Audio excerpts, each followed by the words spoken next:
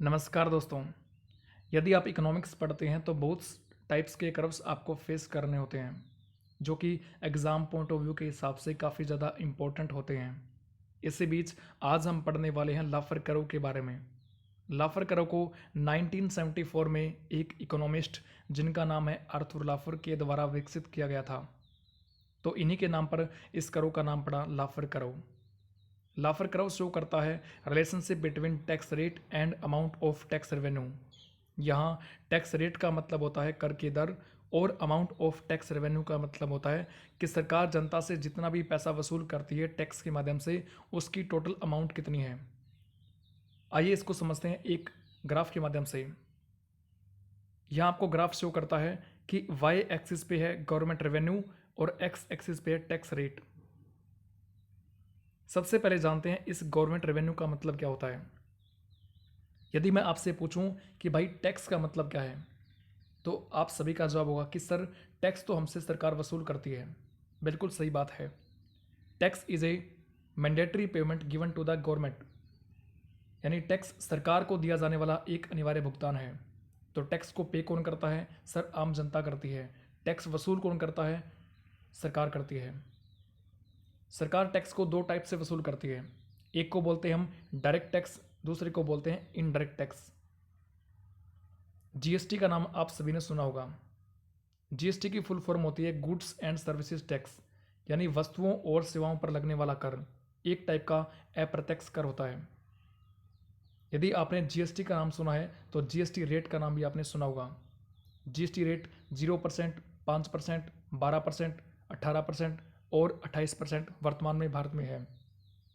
ऐसा करते करते मैक्सिमम जीएसटी रेट भारत में 40% हो सकती है, जो कि दुनिया में सबसे अधिक है। तो अक्सर आप सुनते हैं कि किसी प्रोडक्ट के ऊपर जीएसटी रेट 5% है।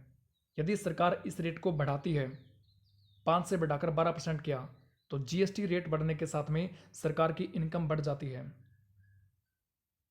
और यदि किसी प्रोडक्ट पे जीएसटी रेट 18% है और सरकार यदि इसको घटा के 12% कर दे, तो हम कह सकते हैं कि सरकार के पास में जो इनकम पहले हो रही थी उससे इनकम अब कम होगी। क्यों? क्योंकि जीएसटी रेट कम हो चुकी है। तो टैक्स रेट और सरकार के पास में कितनी इनकम होती है, इसके बीच में रिलेशनशिप को शो करता है लाफर कर्व। जैसे इस ग्राफ में देखिए, यदि मैं टैक्स रेट को इंक्रीज करता हूँ, यानी कि 0 से लेके मैं 1 की तरफ शिफ्ट होता हूँ, तो इससे क्या होगा कि गवर्नमेंट का जो रेवेन्यू है, यानी गवर्नमेंट की जो इनकम है वो बढ़ती जा रही है। कहाँ तक बढ़ेगी? ये बढ़ेगी आपकी डैश डैश डैश लाइन तक, जिसको हम टी नोट बोल रहे हैं।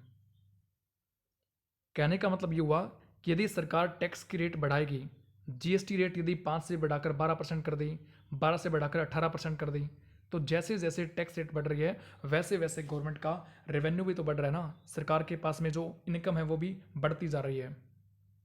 लेकिन एक पीक पॉइंट ऐसा आएगा कि उसके बाद में यदि टैक्स रेट सरकार बढ़ाती है तो फिर गवर्नमेंट की रेवेन्यू कम हो जाएगी।